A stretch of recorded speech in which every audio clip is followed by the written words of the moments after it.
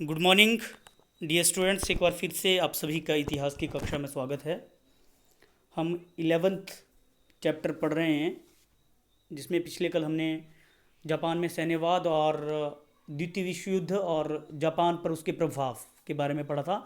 साथ में ही अमेरिका के द्वारा जापान के दो शहरों हिरोशिमा और नागासाकी पर किए गए परमाणु हमले के बारे में भी कुछ विस्तार से तो नहीं पढ़ पाए थे, लेकिन जो ज़रूरी चीज़ें थी वो मैंने आप लोगों को बताने की कोशिश की थी। आज के जो हमारे सब टॉपिक्स रहेंगे उसमें सबसे पहले हम पढ़ेंगे 1945 ईस्वी के बाद जापान। ये बहुत ज़रूरी है, इसके नोट्स आप लोगों ने बना लेने हैं। और साथ में ही 1960 ईस्वी के पश्चात जापान। मतलब कि ये दोनों कई बार क्वेश्चंस एग्जामिनेशन में पूछ लिए जाते हैं।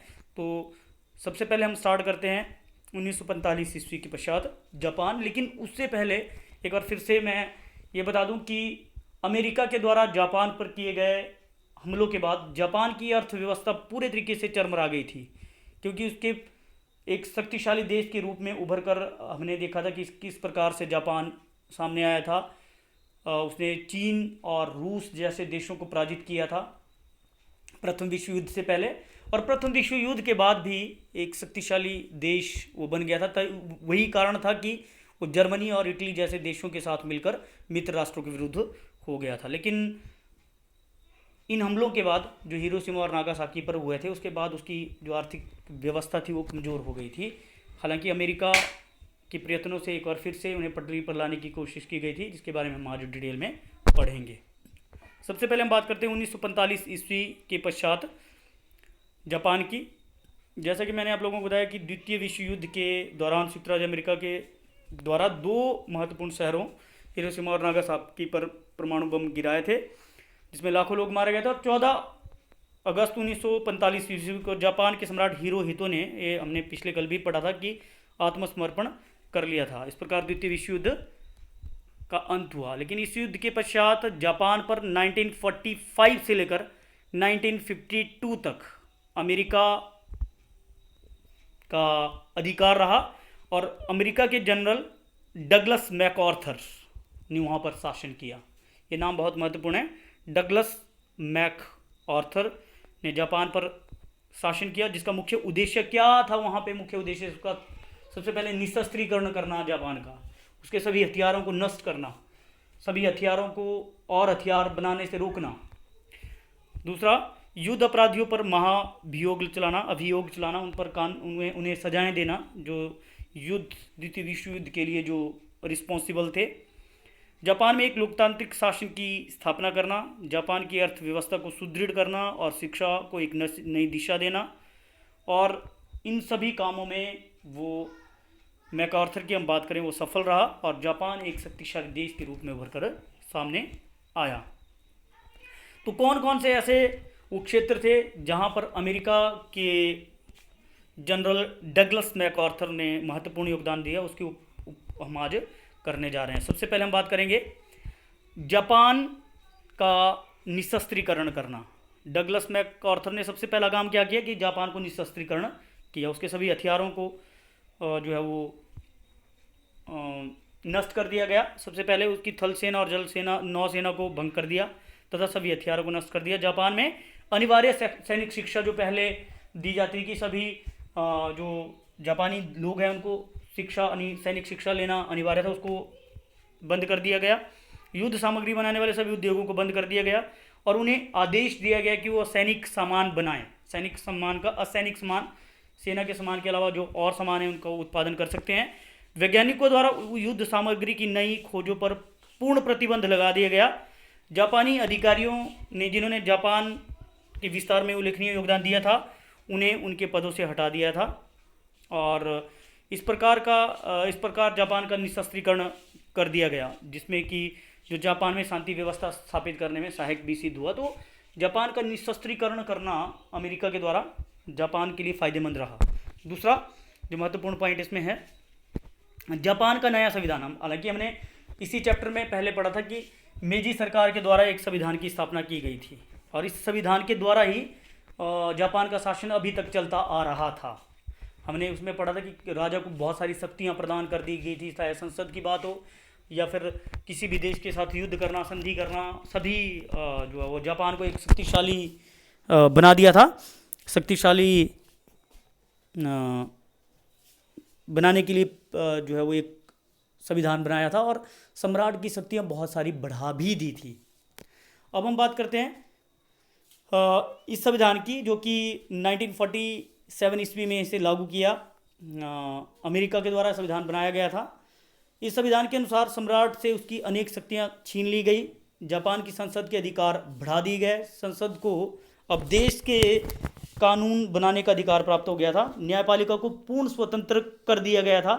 नागरिकों के अधिकारों में वृद्धि कर दी गई थी। हालांकि मेजी संविधान में भी नागरिकों को कुछ अधिकार प्रदान किए थे, लेकिन अब इस संविधान के द्वारा उनके अधिकारों में बहुत सारी वृद्धि कर दी है। न्यायपालिका को पूर्ण स्वतंत्रता दी थी। पहले सम्राट उस पर थोड़ा बहुत अंकुश लगा सकता था। जापान को एक धर्मनिरपेक्ष राष्ट्र घोषित कर दिया गया था। अब कोई एक उसका धर्म नहीं था राष्ट्र का। महिलाओं को वोट देने का अधिकार प्रदान किया गया था, जो कि एक बहुत बड़ी घटना है। ठीक है। तीसरा जो इसमें पॉइंट हम बात करेंगे, द्वितीय विश्व युद्ध के कारण जापान की अर्थव्यवस्था को गहरा धक्का लगा था। हमने पहले पढ़ा है, क्योंकि एक तो बहुत सारा खर्च जो है वो द्वितीय विश्व युद्ध में जापान का हो गया था। साथ में ही परमाणु हमलों से उसकी जो शक्ति थी या अर्थव्यवस्था थी वो चरमरा गई थी। लेकिन जनरल मैकआर्थर ने जापान की अर्थव्यवस्था को सुदृढ़ बनाने के प्रयत्न किए। अर्थव्यवस्था को सुदृढ़ करने के लिए बहुत ही महत्वपूर्ण कदम उसने उठाए। 1947 ईस्वी में जापान की संसद द्वारा एक कानून पारित किया गया, बहुत जरूरी है, इसको ध्यान से सुनिए आप, जिसके अनुसार उपस्थित जमींदारों को अपनी भूमि सरकार को बेचने के लिए बाध्य किया गया। जो उस समय के जमींदार थे उनको अपनी भूमि, जिसके अनुसार जमींदारों को अपनी भूमि सरकार को बेचने के लिए बाध्य किया गया। सरकार ने इन जमीनों को किसानों में बांट दिया। ये बहुत ही ज़रूरी है। 1946 ईस्वी में मजदूरों को श्रमिक संगठन बनाने का अधिकार दिया गया। उनकी दशा सुधारने के लिए उनके वेतन में वृद्धि की गई, कार्य समय में कमी की गई, बुढ़ापे में बीमे की व्यवस्था की गई, बीमा इंश्योरेंस। अमेरिका ने जापान के भारी उद्योगों को प्रोत्साहन करने के लिए विशेष कदम उठाए। तो अमेरिका के द्वारा, अमेरिका मतलब जो जनरल मैकआर्थर थे, उन्होंने अर्थव्यवस्था को सुदृढ़ करने के लिए बहुत महत्वपूर्ण योगदान दिया। नेक्स्ट जो पॉइंट है इसमें, शिक्षा के क्षेत्र में उल्लेखनीय योगदान।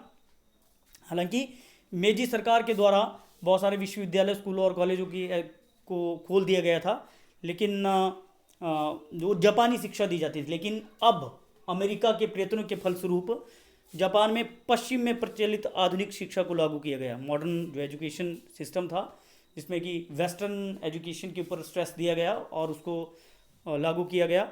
इसमें सम्राट की उपासना, जो पूजा की जाती सम्राट की, नैतिक और सैनिक शिक्षा की अपेक्षा लोकतंत्र पर अधिक बल दिया जाता था। शिक्षण संस्थाओं में जापान में प्रचलित धर्म के पढ़ाने पर प्रतिबंध लगा दिया गया।